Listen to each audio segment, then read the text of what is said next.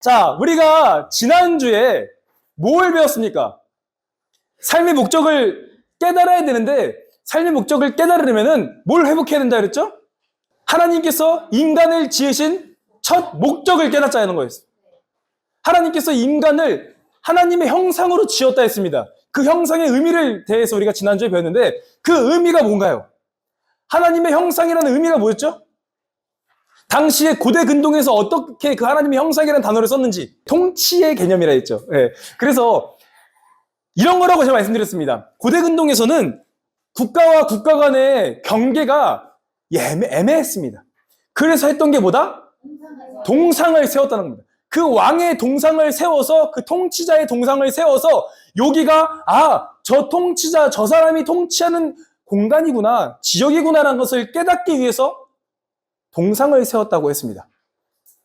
그래서 우리가 하나님의 형상을 입었다는 뜻은 뭐다? 우리가 가는 곳마다 하나님의 땅이다. 우리를 통해서 하나님의 통치가 임한다. 고 배웠죠? 네. 이제 막 다 깨닫게 되죠. 이제 눈빛이 좋아지고 있습니다, 여러분들. 네, 좋습니다. 자, 그렇다면은 우리가 오늘 볼 것은 더 심도 있는 어떻게 그리스도인들이 살아가야 되는지를 배워보도록 하겠습니다. 우리가 복음이란 무엇인가에 대해서 배웠을 때에 이스라엘의 민족이 하나님과 특별한 언약적 관계라고 배웠죠. 그렇죠? 그래서 그 관계 때문에, 그 언약 때문에 하나님께서 이스라엘 백성들을 구원하셨다, 그들을 입히시고 먹이셨다고 배웠습니다. 그때 어떠한 질문을 했죠? 누가 이스라엘 민족인가? 기준이 있어야 된다는 겁니다. 기준. 그 기준이 뭐라 그랬죠? 이스라엘의 민족의 기준이 뭐다? 혈통, 아브라함의 핏줄이라고 배웠습니다. 아브라함의 핏줄이면은 이스라엘 백성이라고 배웠죠. 그래서 우리가 봤던 게 이스라엘 백성과 하나님과 언약 관계를 맺기 전, 그리고 야곱과 하나님과 관계를 맺기 전, 이삭 전에 최초의 누구다? 그게 아브라함의 언약을 받습니다. 창세기 12장 1절에서 3절 말씀을 한번 다 같이 한번 다시 읽어보겠습니다. 함께 읽겠습니다. 여호와께서 아브라함에게 이르시되 너는 너의 고향과 친척과 아버지의 집을 떠나 내가 내게 보여줄 땅으로 가라. 내가 너로 큰 민족을 이루고 내게 복을 주어 내 이름을 창대하게 하리니 너는 복이 될지라. 너를 축복하는 자에게는 내가 복을 내리고 너를 저주하는 자에게는 내가 저주하리니 땅의 모든 족속이 너로 말미암아 복을 얻을 것이라 하신지라. 하나님께서 아브라함과 언약을 맺은 내용입니다. 크게 세 가지라고 말씀드렸습니다. 땅, 자손, 복을 약속하셨는데 이것은 단순히 받는 복을 의미하는 게 아니에요. 아브라함이 받는 복을 의미하는 게 아니라 뭘 얘기한 거냐? 아브라함이 복 자체가 된다는 겁니다. 복의 통로가 된다는 겁니다. 복의 근원으로서 살아가야 된다는 의미하는 겁니다. 이것이 하나님께서 아브라함과 그의 자손들을 부르신 첫 번째 목적입니다. 몇 번째 목적? 그럼 뭐가 있다는 거예요? 두 번째 목적이 있다는 거죠. 하나님께서 아브라함과 이스라엘 백성들을 부르신 목적은 여기서 끝나지 않습니다. 출애굽기 19장 4절 6절 말씀을 한번 다 같이 읽겠습니다. 함께 읽겠습니다. 내가 애굽 사람에게 어떻게 하였음과 내가 어떻게 독수리 날개로 너희를 얻어 내게로 인하였음을 너희가 보았느니라. 세계가 너희에게 속하였으니 너희가 내 말을 잘 듣고 내 언약을 지키면 너희는 모든 민족 중에서 내 소유가 되겠고 너희가 내게 대하여 제사장 나라가 되며 거룩한 백성이 되리라. 너는 이 말을 이스라엘 자손에게 전할지니라. 아멘. 하나님께서 이스라엘 백성들을 독수리의 날개로 업고서 인도하시면서까지 그들을 부르신 두 번째 목적은 뭐냐? 너희는 내 소유가 될 것이며 더 나아가 제사장 나라가 된다는 겁니다. 제사장 나라가 되어서 거룩한 하나님의 백성이 되어야 된다는 겁니다. 하나님은 이스라엘을 단순히 구원받은 민족으로 두는 것이 아니라 더 나아가 그들에게 사명을 주신 겁니다. 제사장 나라로 부르셨다는 겁니다. 그럼 우리는 궁금한 게 하나 생기죠. 뭐가 궁금합니까? 과연 제사장은 무엇인가? 제사장의 역할을 우리가 한번 잠깐 배워보도록 하겠습니다. 여러분들께서 아시는 제사장의 역할은 무엇인가요? 제사 드리는 사람? 또 성전에 들어가는 사람? 또 정치적, 또 지금 답이 다 나왔습니다. 뭐냐? 첫 번째로는 우리가 잘 아는 것처럼 하나님 앞에 나아가 제사를 드리는 사람입니다. 하나님 앞에 나아가 그 죄인과 하나님과 관계 속에서 제사를 인도하는 사람이고, 두 번째는 뭐냐? 하나님의 말씀을 대신 전하는 사람입니다. 하나님의 뜻을 가지고 하나님의 계명을 가지고 이스라엘 백성들에게 전하는 사람이 제사장이었습니다. 그리고 세 번째는 뭐냐? 하나님과 인간 간의 관계가 아니라 인간과 인간 간의 관계에서도 이 제사장의 역할이 필요했는데, 바로 옳고 그름을 판단해 주는 사람이라는 겁니다. 분쟁이 일어났습니다. 서로 뭔가 일이 일어났어요. 사건이 일어났습니다. 그거를 하나님의 뜻으로 재판하는 사람이 바로 제사장이라는 겁니다. 다시 말해서 하나님을 알게 하고 하나님의 통치를 삶으로 드러내는 존재가 제사장이라는 겁니다. 하나님과 하나님을 알지 못하는 사람들을, 또는 죄인들을 연결하는 사람이 제사장입니다. 이스라엘은 자신들만을 위한 민족이 아닙니다. 하나님께서 이스라엘 백성들을 위해서 그들을 부르신 게 아닙니다. 이스라엘을 통해서 하나님을 알게 하고 모든 열방에 하나님의 거룩을 끼치라고 이스라엘 백성들을 부르셨다는 겁니다. 이스라엘 백성들의 삶의 목적은 뭐냐? 그들의 삶을 통해서 하나님을 모르는 사람들에게 하나님을 전하고, 하나님의 뜻대로 살지 않는 사람들에게 너 그거 잘못됐다, 우리의 삶을 봐라, 우리의 삶을 보면 하나님이 보인다, 이렇게 얘기할 줄 있어야 되는데, 이스라엘 백성들은 그것에 대해서 실패한다는 겁니다. 하나님은 이스라엘 백성들에게 계속해서 말씀하시는 거예요. 거룩해라, 거룩해라. 나도 거룩하니 너희도 거룩해라. 계속해서 거룩을 말씀하셨다는 겁니다. 하나님께서 원하시는 거룩은 무엇이냐? 하나님이 원하신 거룩은요, 단순히 구별됨이 아니에요. 나 거룩해, 너 부정해, 우린 따로 섞일 수가 없어, 이게 아닙니다. 섞이지 않는 거룩이 아니라 하나님께서 이스라엘 백성들에게 원하시는 거룩은 뭐냐? 섞여서 세상을 살리는 거룩이었다는 겁니다. 작은 민족을 통해 하나님이 드러나길 원하셨다는 겁니다. 이 목적을 위해 하나님은 이스라엘 백성들에게 율법을 주셨습니다. 율법은 하나님을 알게 하는 도구입니다. 율법은 거룩한 하나님의 방식으로 살아가게끔 하는 것입니다. 그러나 그 누구도 율법을 온전히 지킬 수 있다, 없다? 없다. 그래서 하나님을 알게 하는 거예요. 하나님을 의지하게 하는 거예요. 오늘도 나는 율법을 지킬 수 없는 죄인이니 하나님을 붙잡고 나아가도록, 하나님을 붙잡고 살도록 하나님께서 율법을 주신 겁니다. 그런데 이스라엘 백성들은 그 하나님의 큰 목적은 깨닫지 못하고 율법을 문자적으로 지키는 데만 급급했습니다. 그 율법을 가지고 인간을 정죄하기 시작합니다. 자신들의 마음대로 해석하며 자신들의 방법으로 그 율법을 사용하기 시작했습니다. 우리가 이 율법의 내용을 잠깐 봐야 되는데, 레위기에서 율법을 설명하는 장면이 계속 등장합니다. 여러분들, 우리가 성경 읽을 때 창세기, 출애굽기 재밌죠? 예? 어디부터 졸려요? 레위기부터 졸립니다. 레위기가 졸린 책인데 엄청나게 중요한 책입니다. 이 레위기에 나타난 율법은요, 어떠한 내용이냐? 예배만을 다루고 있지 않다는 겁니다. 제사만을 다루고 있지 않습니다. 레위기에서 말하는 율법은 어떠한 영역을 말하고 있냐? 먹는 것, 입는 것, 자는 것, 일하는 것, 관계 맺는 것, 그리고 축제를 즐기는 것. 인간의 모든 삶의 영역을 레위기에서 율법을 다루고 있다는 겁니다. 결국 레위기에서 말하고 있는 거룩은 뭐냐? 예배당 안에서 경건해라가 아니에요. 하나님의 방식으로 일상을 살아내는 삶을 살라는 겁니다. 그게 율법이자 그게 거룩입니다. 왜냐하면 열방이 하나님을 보게 되는 유일한 통로가 이스라엘의 삶이었기 때문입니다. 이방인들이 이스라엘을 보면은, 아, 저들은 우리가 다르구나, 야, 저들이 믿는 신은 뭐길래 우리가 다른 삶을 살고 있지? 이렇게 궁금증을 일으키면서 하나님을 알게 해야 되는데, 이스라엘 백성들은 그 사명을 실패하죠. 이스라엘은 점점 그 거룩이라는 것을 좁게 이해하기 시작했습니다. 제사만 잘 드리면 거룩해지는 줄 알았습니다. 예배만 잘 드리면 하나님이 기뻐하시는 줄 알았습니다. 좋은 제물 드리면 하나님께서 축복 내려주시는 줄 알았습니다.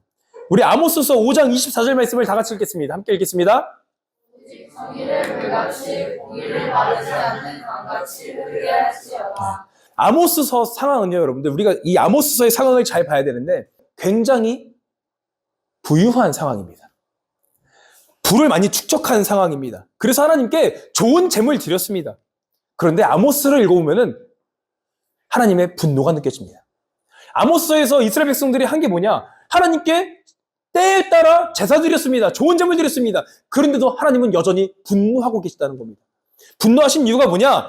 이 말씀처럼 정의가 없고 공의가 없는 삶 때문이었습니다. 하나님께서 진노하신 이유는 분명했습니다. 삶에 거룩이 흐르고 있지 않기 때문입니다.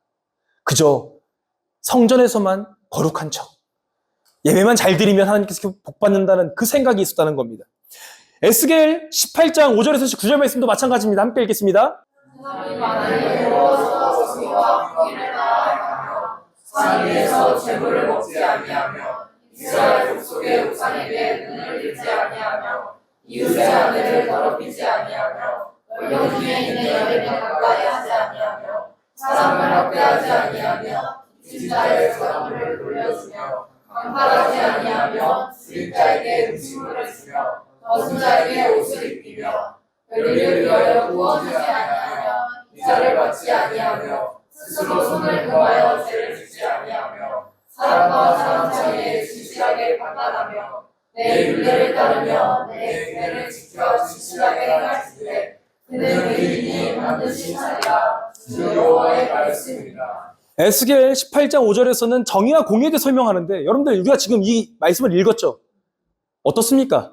예배를 말하고 있습니까? 예배를 몇 번 드리고 기도를 어떻게 하라고 말하고 있습니까? 아니죠. 일상에서 삶을 이야기하고 있다는 겁니다. 하나님을 안다면, 거룩하다면 공의와 정의가 우리 안에 멈추는 것이 아니라 흘러가야 된다는 겁니다. 하나님의 사람은 달라도 달라야 된다는 겁니다. 하나님의 사람은 약자를 보호하고 억울한 자를, 억누른 자를 자유케 하는 그러한 삶이 하나님의 백성의 삶이라는 겁니다. 그런데 이스라엘 백성들은 율법을 하나님을 의지하는 도구가 아니라 사람을 나누는 잣대로 사용했다는 겁니다. 거룩한 자와 부정한 자, 지키는 자와 지키지 못하는 자, 하나님께서 선택한 민족, 하나님께서 버린 민족으로 나눴다는 겁니다. 거룩을 독점했습니다. 온 세상을 창조하신 만유의 주이신 하나님을 자신들의 한낱 작은 민족의 신으로 만들어버렸다는 겁니다. 그 결과 하나님의 거룩을 누군가를 살리는 능력이 아니라 누군가를 상처 주고 배제하고 차별하는 데에 이 율법을 폭력으로 썼다는 겁니다. 결국 이스라엘 백성들의 최초 하나님께서 부르신 목적, 첫 번째 뭐라 그랬죠? 복의 근원. 두 번째, 제사장의 나라. 첫 번째와 두 번째 목적을 철저하게 잃어버렸습니다. 여기까지가 구약의 하나님 나라의 백성들의 모습입니다. 하나님께서 원하시는 목적을 이루지 못하는 모습을 보게 됩니다. 그렇게 우리는 이제 신약으로 넘어옵니다. 이스라엘 백성들이, 구약의 이스라엘 백성들이 자신들의 부르심의 목적을 잃자 하나님은 누굴 보내십니까? 이 땅 가운데에? 예수 그리스도를 이 땅 가운데에 보내십니다. 그러면서 예수님의 삶을 통해서 하나님께서 실천하며 보여주십니다. 이것이 참된 거룩한 삶이다라는 것을 예수님의 삶을 통해서 우리에게 보여주시는 겁니다. 우리 마가복음 5장 25절로 34절 말씀 읽겠습니다. 좀 길지만 그래도 함께 읽겠습니다. 시작! 나는 의자에게 많은 괴로움을 받았고 가정도 다 포기하였으니 아무 소용이 없고 도리어 더 수하였던 차에 예수의 손을 들고 우리 가운데 끼어 들어와서 그의 옷에 손을 대니 이는 내가 그의 옷에만 손을 대어도 구원을 받으리라 생각하리라. 이에 그의 혈로 그더니 보고 말해 병이 나은 줄을 몸에 깨달으리라. 예수께서 그 능력이 자기에게서 나간 줄에 더욱 스스로하시고 우리 가운데서 우리가 말씀하시되 누가 내 옷에 손을 대었느냐 하시니 제자들이 여기라오되 우리가 에워싸 믿는 것을 보시며 누가 내게 손을 대었느냐 모르시나이까 하되 예수께서 이 일을 한 그들을 보려고 들어보시니 그가 자기에게 부어진 줄 알고 두려워하여 떨며 그 앞에 엎드려 모든 사실을 여쭈니 예수께서 이르시되 나라 내 믿음이 너를 구원하였으니 평안히 가라 내 병에서 누가 건강할지어다. 아멘, 아멘. 이 말씀은 우리가 너무나도 잘 아는 말씀이죠. 혈루증을 앓고 있는 여인에 대한 이야기 다 아시지 않습니까? 이 혈루증을 앓고 있는 여인이 몇 년 동안 피를 흘렸습니까? 12년 동안 피를 흘렸습니다. 12년 동안. 12년 동안 피를 흘렸다는 것은 우리가 율법으로 봤을 때 어떠한 상황이냐? 그는 거룩한 사람이에요? 부정한 사람이에요? 부정한 사람입니다. 왜냐? 율법에서는 피를 흘리는 사람을 부정하다고 이야기하고 있기 때문입니다. 그리고 이러한 얘기도 있죠. 부정한 사람이 앉은 자리, 부정한 사람이 만진 것, 이것을 다른 사람이 만지면 어떻게 돼요? 부정해집니다. 그게 율법에 그렇게 기록되어 있기 때문입니다. 그래서 이 여인은 12년 동안 누구에게도 관심을 받지 못한 여인입니다. 왜? 접촉하면 부정해지니까. 아예 부정을 피해버립니다. 내가 부정할까봐 그녀를 멀리합니다. 그녀는 12년 동안 누구와도 이야기할 수 없는 단절된 삶을 살았을 겁니다. 그런데 그 여인이 어느 날 희망적인 이야기를 듣습니다. 예수님께서 온다는 거예요. 얼마나 가슴 설레었겠습니까? 그런데 그 여인이 예수님 앞에 나아갈 수 있었겠습니까? 수많은 인파 가운데 있는 예수님을 어떻게 만납니까? 방법은 하나죠. 뭐예요? 파고드는 것. 근데 아까 우리가 얘기했지만 부정한 사람이 만진 사람은 어떻게 돼요? 부정해지죠. 일부러 누군가를 부정하게 하면은 돌로 쳐도 된다는 율법이 있었습니다. 이 여인은 자신이 죽을 거라면서도 자신의 목숨을 걸고 예수님께 나아갑니다. 수많은 인파들 가운데에 인파들을 밀어내고 부정하게 하고 예수님께 나아갑니다. 그리고 그 거룩하신 예수님을 만집니다. 그래서 어떻게 됩니까? 그 부정한 여인이 나아집니다. 수많은 사람들이 생각했을 겁니다. 부정한 여인이 예수님을 만졌어. 부정한 여인이 날 만졌어. 그럼 어떻게 돼? 부정해져. 예수님 또한 부정해질 거다라고 생각을 했을 겁니다. 그런데 이들의 생각과 달리 이 여인이 치유가 됩니다. 거룩하게 된다는 겁니다. 그걸 통해서 우리에게 말씀하시는 게 뭐냐? 부정은 거룩을 이길 수 없다는 겁니다. 부정은 결코 거룩을 이길 수 없습니다. 예수님께서 하신 사역이 뭡니까? 가난한 자, 사회적 약자, 대접받지 못하는 사람들, 이 세상에서 손가락질하며 부정하다고 하는 사람들을 찾아가서 그 현장에 가셔서 그들을 살리시고 그들을 일으키시고 눈먼 자를 눈뜨게 하시고 그들에게 다가가서 부정을 거룩으로 바꾸시지 않으셨습니까? 부정은 절대 거룩을 이길 수 없습니다. 거룩은 전염되는 겁니다. 거룩은 여러분들 피하는 능력이 아닙니다. 12년 동안 혈루증을 앓고 있는 여인을 어떻게 잘 피해 다닐까가 아닙니다. 거룩은 사람을 살리는 능력입니다. 이것이 우리들의 그리스도인들의 삶입니다. 거룩은 유대인들처럼 이스라엘 백성들처럼 나 거룩해 뽐내는 게 아니라 거룩은 끼치는 겁니다. 예수님은 우리에게 이렇게 도전하십니다. 거룩은 나를 깨끗게 보이게 하는 것이 아니라 아픈 자를 일으키는 능력, 더러워진 손을 피하는 것이 아니라 그 더러워지는 손을 잡는 것, 그것이 거룩인 겁니다. 지금 우리에게도 예수님께서는 말씀하시고 계신 겁니다. 여러분들은 축복의 근원으로 살고 계십니까? 제사장의 역할을 감당하고 있습니까?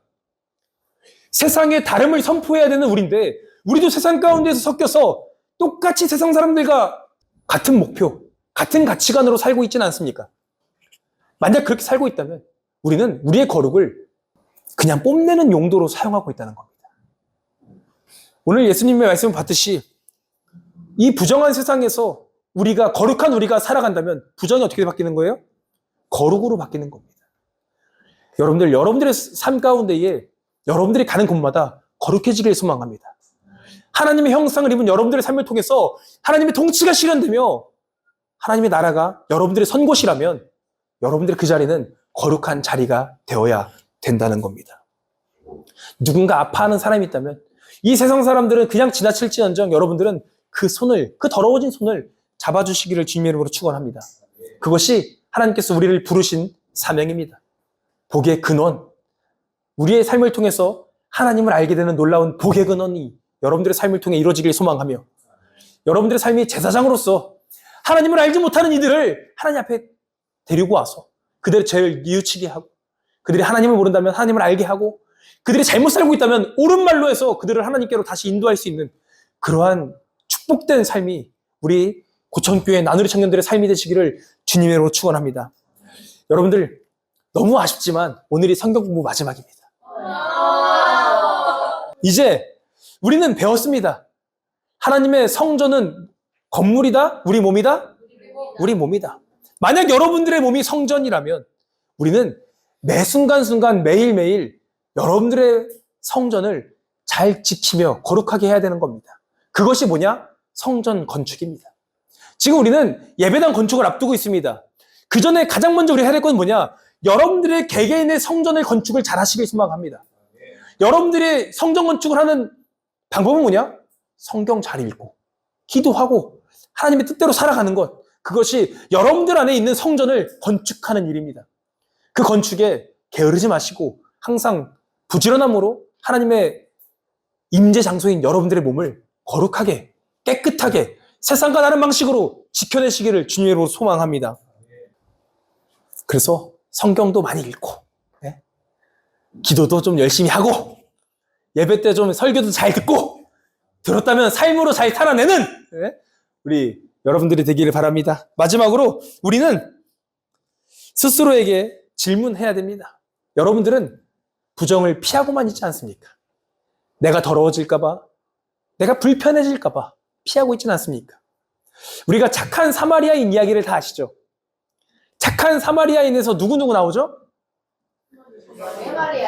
사마리아인 나오죠. 그렇죠. 주인공 사마리아인 나오죠. 또 이 세상이 거룩하다고 하는 제사장이 나오고 레위인이 나옵니다. 그리고 이 세상이 부정하다고 하는 사마리아인이 나옵니다. 그리고 강도 만난 사람이 등장합니다. 그런데 예수님께서 말씀하신 건 뭐냐? 누가 그의 친구였다? 사마리아인이 그를 도왔다는 겁니다. 그럼 이 세상에서 거룩하다고 하는 제사장과 레위인은 뭐 했냐는 겁니다. 그들은 자신들의 거룩을 지키기에 바빴다는 겁니다. 왜냐? 레위인과 제사장은 부정해지면 자신의 밥줄이 끊깁니다. 그래서 그 피 흘리는 사람, 그 부정한 사람을 접촉하면 자신이 부정해질까봐 그 자리를 피했습니다. 결국 사마리아인이 그를 살려냈다는 겁니다. 이 말이 뭐냐? 거룩은 여러분들 나하고 좋으라고 있는 게 아니라는 거예요.